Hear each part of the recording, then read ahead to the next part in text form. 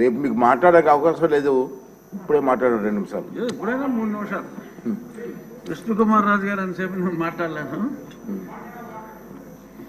ఈ ఋషికొండ వ్యవహారం మీద ముందుగా రామకృష్ణ బాబు గారు, అక్కడ జనసేనకు సంబంధించి మూర్తి యాదవ్ అనే కార్పొరేటరు, వాళ్ళు లోకల్గా దాని గురించి వివరించడం, అదే సమయంలో నేషనల్ గ్రీన్ ట్రిబ్యునల్కి నేను ఒక రిప్రజెంటేషన్ ఇస్తే దాన్ని సువోమోటోగా వాళ్ళు దాన్ని స్వీకరించి ఆ కన్స్ట్రక్షన్ని నిలుపుదల చేయమని చెప్పి ఒక ఆర్డర్ ఇస్తే దానికి హైకోర్టులో మీరు స్టే తెచ్చుకోవటం జరిగింది. ఆ సమయంలో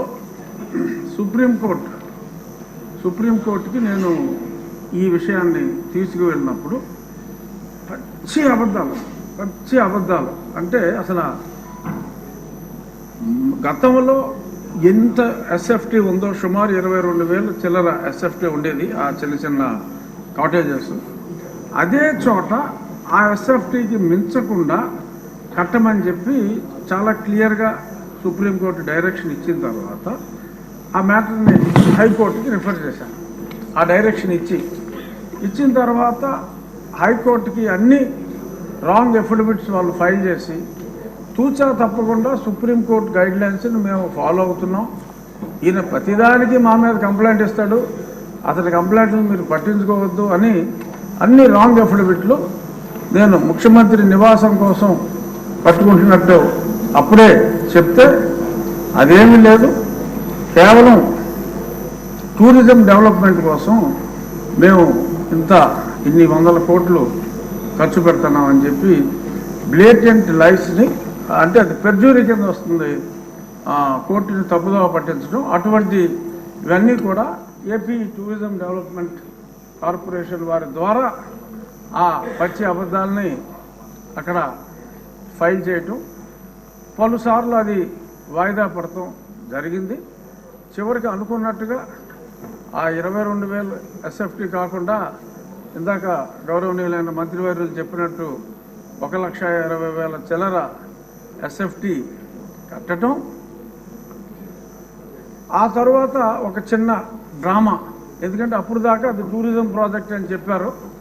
ఈలోపు ముఖ్యమంత్రి గారు అప్పటి ముఖ్యమంత్రి ఒక అనౌన్స్మెంట్ ఇచ్చి నేను విశాఖపట్నం వచ్చేస్తున్నాను అని చెప్పి ఆయన చెప్పడం జరిగింది. ఆ తర్వాత కొంతమంది ఆఫీసర్స్ని వైజాగ్లో నాకేమన్నా ఇల్లు దొరుకుతుందా చూడండి, స్టడీ చేయండి అని చెప్పి స్టడీ చేస్తే వాళ్ళకంట ఆ బీచ్ రోడ్లో వెళ్తూ ఉంటే అరే ఇక్కడ భలే ఇల్లు దొరికిందే, ఇది ముఖ్యమంత్రి గారికి బాగుంటుంది అని చెప్పి వాళ్ళకి తెలిస్తే వాళ్ళందరూ సూచించారంట.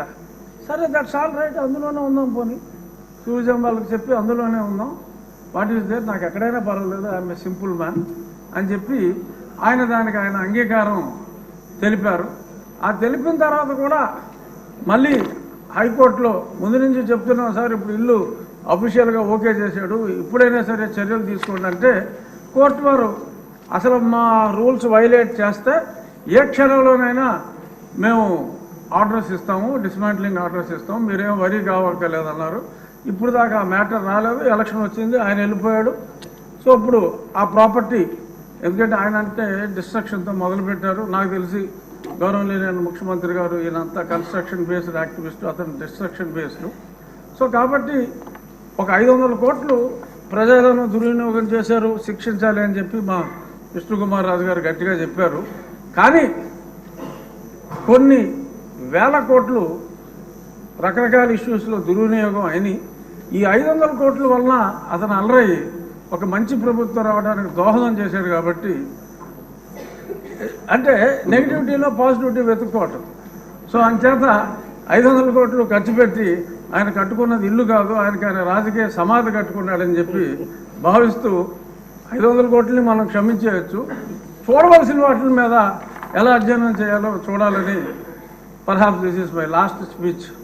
ఇక్కడ కూర్చుని మళ్ళీ నాలిక కట్ కాబట్టి దీని మీద లాస్ట్. సో దీని మీద రేపు జరిగే చర్చ ఆసక్తిగా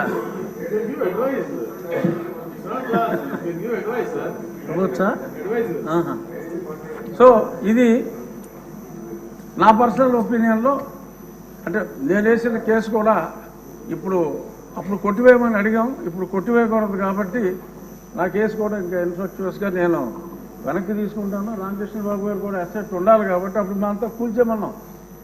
అంటే ఇంత దారుణం అనేది తెలియదు. 500 కోట్లు ఖర్చు పెట్టారు కాబట్టి అది రాష్ట్ర అసెట్గా భావించి దాన్ని తెలివిగా అంటే ఒక వ్యక్తి కాంక్ష ఈ రకంగా ఉంది అని చెప్పి ప్రజలకి మరి ఏదో టికెట్ ఇచ్చినా కూడా మాదిరిగా రికవర్ అవుతుంది, అద్దెకిస్తే ఏమి రావు, 7 గదులు. సో అంచేత దాన్ని ఒక మాన్యుమెంట్గా ఉంచి ఒక నియంత కట్టుకుందాం అనుకున్న ఒక పేదవాడు కట్టుకోవాలనుకున్న చిన్న గూడు ఇదే అని చెప్పి మనం దానికి ఒక టికెట్ పెట్టి ముంతాజ్ కోసం తాజ్మహల్ కట్టిన షాజహాన్కి మరి ఇప్పుడు గుర్తింపు వచ్చింది. అలాగే దాన్ని మనం ఒక మాన్యుమెంట్గానే వాడుకుని ఒక నియంత కట్టుకున్న చిన్న ఇల్లుగా మనం అభివర్ణించి దాన్ని ఎటువంటి కూల్చివేతలు లేకుండా చక్కగా